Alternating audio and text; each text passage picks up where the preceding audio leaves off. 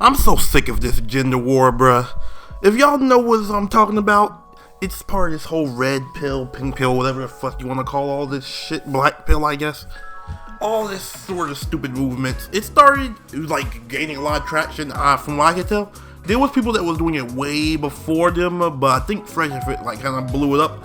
And so many people copied them and tried to do the same shit they do, but worse. Or they just had to amp it up. Because the thing, Fresh and Fit, if you watch their channel over the years, they had to keep amping it up to keep people entertained. It's like you can't, like the show is the same exact thing every night. We invite some women on, and we talk to them about whatever the fuck, the same shit.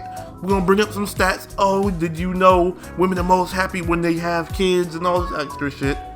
Women aren't happy with a career. It would make you happy if you just served your man. All this extra shit. And women have their end on it. Not really the exact same points, but they have their own fucking points on the same subject, but everything that just benefits women. And I'm just sick of this damn war. It's been going on for too long. It turned into too much shit. It's just clout chasing it too much on both sides now.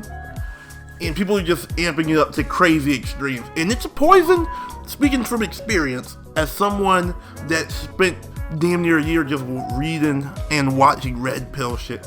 No, bruh, it's not good for you. Like, I genuinely had to, like, I was listening to all this stuff, I was like, this is so fucked up. I started to have, like, a general just like, I don't want to even deal with women. And I was like, what am I doing? I started thinking, I was like, I'm hearing this, and this doesn't apply to anybody in my life. And I can say it because when it comes specifically, I'm not going to talk about anybody else, but there's people like Kevin Samuels, rest in peace, who did it right. Poor Man's Podcast does it relatively well.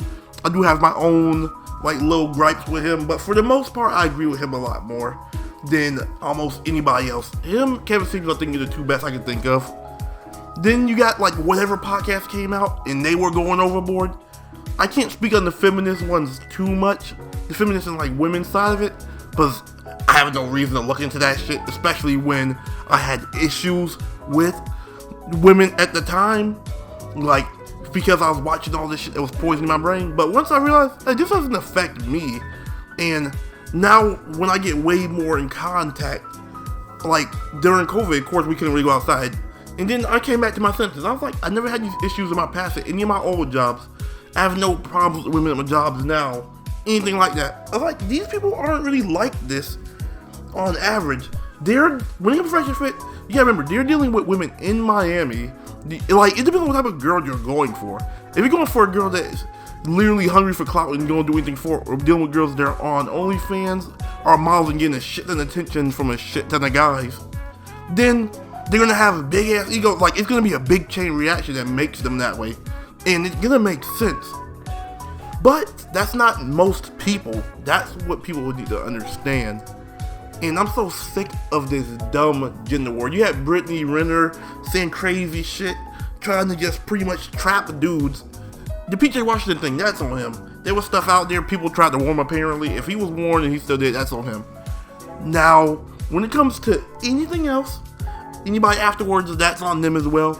But she's clearly just a bad person. That's whatever. Billie Eilish, I'm not even gonna go into her fully. The only thing I know for sure about her is she was just like, pretty much, women are nice. That's why men don't have like low self-esteem. I was like, I'm not gonna say women are mean, but I'm saying that on the average, like, people are just people. I don't believe it. Like, there's people that just don't give a shit. I think most people don't give a shit, honestly. Most people don't give a shit whether you live or die because they're not going to know you. I think people in general are nice. That's the thing. Like, to a degree, you're just naturally respectful and nice to each other. It's just, women are way more open with talking about their emotions. Men ain't going to do it. Because if we give somebody a compliment, it automatically comes, like, if we give a girl a compliment, it's going to come off as flirting. Like, that's how people are going to see it automatically.